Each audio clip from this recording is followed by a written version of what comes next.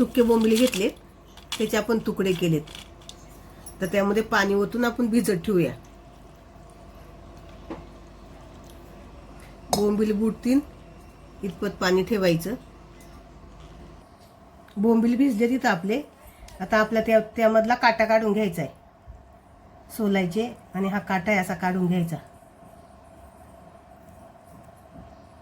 या पद्धतीने काटा काढून घ्यायचा सगळा.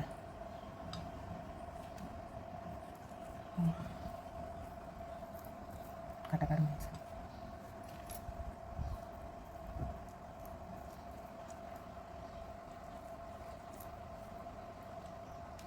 आपला बोंबलातला काटा काढून झालाय. आता याचे आपल्याला असे तुकडे करायचे. तुम्हाला तुकडे नसेल करायचे तर तुम्ही व्हिडिओवर कापले तरी चालतील बारीक बारीक. तेल तापले.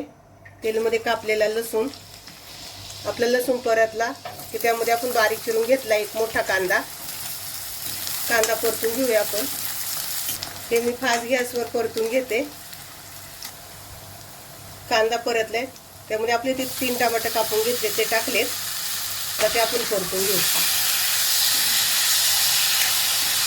इथं कांदा टमाटो आपलं परतून झालाय. त्यामध्ये लाल मिरची पावडर, काश्मीरी लाल मिरची पावडर, धनिया पावडर आणि कोकम मिक्स करूया. आपण साफ केलेले बोंबील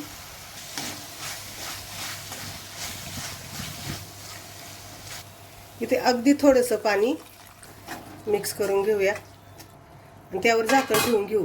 अगदी 2 मिनिटासाठी झाकण ठेवायचं आपल्याला. झाकण खोलून बघूया. आपण परतून घेऊ. इथं आपली बोंबलाची चटणी तयार आहे.